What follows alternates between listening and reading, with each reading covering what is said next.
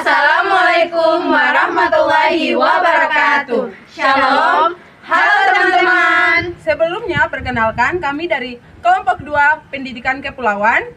Sebelum masuk ke materinya, perkenalkan saya Antoni Tendanariain. Saya Sabila Ramrani Syukur. Saya Syifa Sia. Saya Nurbaya Papalia. Saya Nadia Salkeri. Saya Siti Najayula Asel. Nah, di sini izinkan kami untuk membawa materi kami. Judul yang akan kami bahas yaitu Melintasi Samudra, Menembus Batas Digital, Tantangan dan Solusi Kontekstual Pendidikan di Wilayah Kepulauan. Indonesia sebagai negara kepulauan bukan sekedar ilustrasi di atas peta, melainkan tantangan nyata. Lautan yang luas memisahkan satu wilayah dengan wilayah lainnya, menciptakan hambatan fisik yang signifikan. Kondisi ini membuat aksesibilitas menjadi sulit, bahkan seringkali menuntut siswa dan guru menempuh perjalanan yang berisiko tinggi demi mengajar ilmu. Oleh karena itu, diperlukan solusi strategi yang berupa sistem transportasi laut yang memadai serta pemerataan titik fasilitas pendidikan agar jarak tidak menjadi penghalang utama. Selanjutnya mari kita telah hambatan infrastruktur yang menjadi tembok kemajuan pendidikan di daerah terpencil. Berikut terdapat 3 masalah yaitu: 1 yaitu keterbatasan energi, ketersediaan listrik yang masih belum stabil. Yang kedua yaitu keterbatasan konektivitas. Banyak daerah yang merupakan blind spot atau area mati sinyal.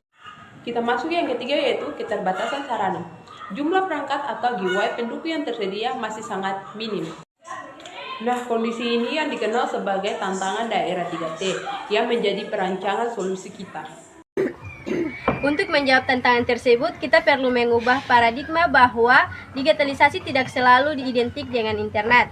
Kuncinya ada pada strategi mandiri. Yang pertama, konsep video in iBox, materi disimpan di flash disk. Yang kedua, membangun infrastruktur lokal atau internet sekolah. Yang ketiga, memanfaatkan perangkat sederhana untuk kelas video. Hal ini sejalan dengan prinsip evaluasi kita, yaitu bagaimana menguasai keterampilan memanipulasi media seperti Canva atau video menjadi format ringan dan offline agar bisa berfungsi di mana saja. Selanjutnya, mengenai solusi fundamental. Inovasi energi menjadi fondasi utama dengan memanfaatkan panel surya.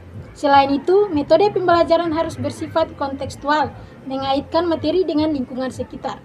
Upaya ini merupakan wujud dari aspek pengetahuan dalam matriks evaluasi kita. Kita harus memiliki pemahaman mendalam mengenai konsep digitalisasi kepulauan dan mampu menguasai prinsip teknologi tepat guna agar solusi yang kita buat benar-benar relevan dan bisa diuji kelayakannya. Di tengah segala kemajuan teknologi, peran guru tetaplah sentral sebagai pengemudi arah. Teknologi hanyalah alat, namun guru adalah penggeraknya yang menciptakan kelas yang dirindukan oleh siswa. Namun, di atas segalanya, yang tak kalah penting adalah aspek sikap.